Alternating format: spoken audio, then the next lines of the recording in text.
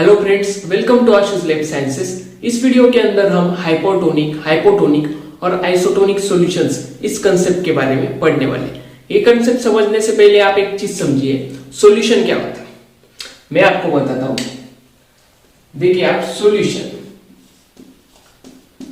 अब इसकी डेफिनेशन आप बताना चाहे तो ऐसे बता सकते हैं कि which is the liquid mixture which is compose of solute and solvent. अब सॉल्यूशन जो है वो सोल्यूट से बना होता है, सोल्यूट से बना होता है और सॉल्वेंट से बना होता है। Solution is equal to solute plus solvent.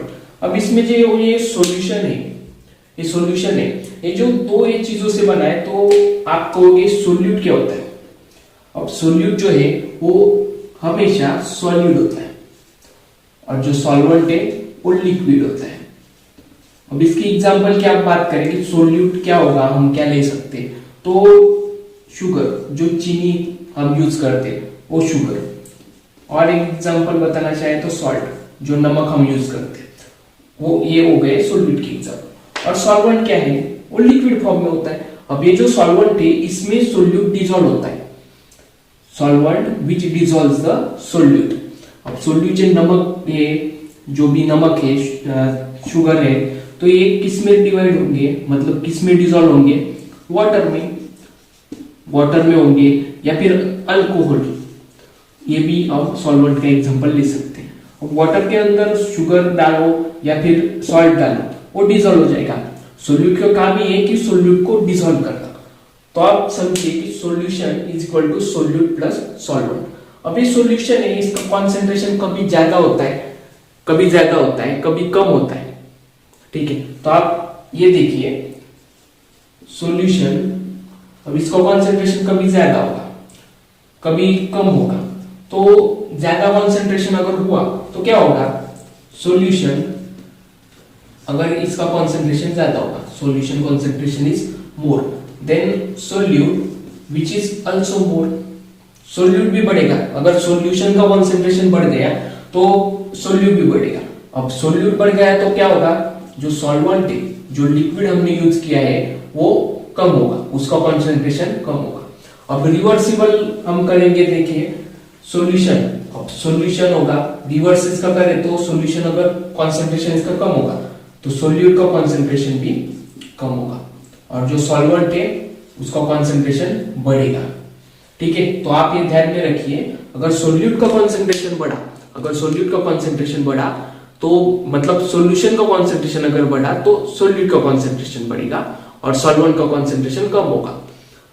अगर एक बीकर हमने लिया, आपको अगर नींबू पानी बनाना है तो इसके अंदर हम पानी डालेंगे। अब ये जो पानी होगा वो क्या होगा, वो जो पानी है वो वाटर, जो वाटर है वो हो गया सॉल्वेंट। अब इसके अंदर आप चीनी डालोगे तो चीनी जो डालेंगे आप वो क्या हो गया, सोल्यूट। जो शुगर है वो हो गई सोल्यूट। अब वो पूरा सॉल्यूशन, मतलब जो नींबू पानी आपका बनेगा उसे हम कहेंगे सॉल्यूशन। बस यही आप समझिए। अब हम हमारे कंसेप्ट के ऊपर जाते हैं, हाइपरटोनिक। अब मैं यहाँ पर 3 बीकर ड्रॉ करता हूं, तीनों सॉल्यूशंस के। अब हाइपरटोनिक सॉल्यूशन, अब हाइपर से आप मतलब समझ सकते हैं कि हाइपर मतलब ज्यादा।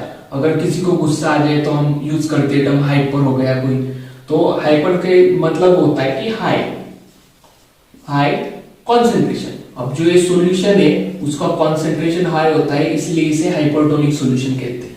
अब इसके अंदर जो होगा, हमने यहाँ पर देखा, देखिए सॉल्यूशन कॉन्सेंट्रेशन अगर हाई हुआ तो सोल्यूट भी हाई हुआ, और सोल्यूट का एक क्या है, सॉलिड है। अब हम इसमें जो एग्जांपल लेंगे वो सॉल्ट का लेंगे, NaCl, आप वो कंसीडर करना। अब ये जो लिक्विड दिख रहा है आपको, ये सॉल्वेंट है, लिक्विड दिख रहा है सॉल्वेंट है। अब इसके अंदर अगर मैंने एक सेल डाली, सेल मतलब हम आरबीसी ले लेते, देखिए आप यहाँ पर एक आरबीसी। अब ये आरबीसी का क्या होगा, हाइपरटोनिक सॉल्यूशन में अगर आरबीसी हमने डाली तो आरबीसी के ऊपर क्या इफेक्ट होगा, देखिए जो इसके बाहर जो सॉल्यूशन है, ये सॉल्यूशन है, ये सॉल्यूशन का कॉन्सेंट्रेशन जो है ना वो बहुत ही ज्यादा है। अगर कॉन्सेंट्रेशन ज्यादा होगा तो क्या होगा, ये जो आरबीसी है, आरबीसी के अंदर का जो कॉन्सेंट्रेशन है ये सब बाहर जाएगा। अगर बाहर ज्यादा कॉन्सेंट्रेशन है तो आरबीसी के ऊपर इफेक्ट क्या होगा, ये सिकुड़ जाएगी, मतलब इससे हम कहते हैं श्रिंक। अभी आरबीसी जो यहाँ पर देखिए आपने श्रिंक हो जाएगी, सिकुड़ जाएगी, ऐसा इफेक्ट होगा आरबीसी के ऊपर अगर ये हाइपरटोनिक सॉल्यूशन के अंदर अगर हम डीप करेंगे तो। अब वही बात हाइपोटोनिक सॉल्यूशन की। अब ये जो हाइपोटोनिक सॉल्यूशन है, अगर सॉल्यूशन जो है उसका कंसंट्रेशन अगर कम हो गया तो सॉलिड का कंसंट्रेशन भी कम होता है। अब इसमें कंसंट्रेशन जो है वो क्या होगा, कंसंट्रेशन इज लो, बहुत कम कंसंट्रेशन है इस सॉल्यूशन में। अब यहाँ इसमें अगर आरबीसी आपने डीप की तो क्या होगा, बाहर कंसंट्रेशन तो बहुत कम है, तो क्या होगा इस आरबीसी के अंदर का जो इसमें जो बाहर चला गया था, अब इसके बाहर का जो वाटर है वो इसके अंदर आएगा।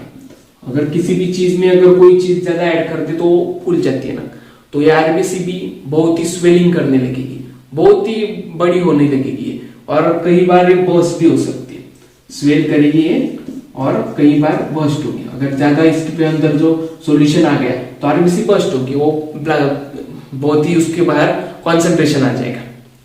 अब आइसोटोनिक सॉल्यूशन, आइसोटोनिक सॉल्यूशन मतलब जो भी सॉल्यूशन है, सॉल्यूशन के अंदर सोल्यूट और सॉल्वेंट ये दोनों का प्रमाण एक समान होता है, इक्विलिब्रियम में होता है।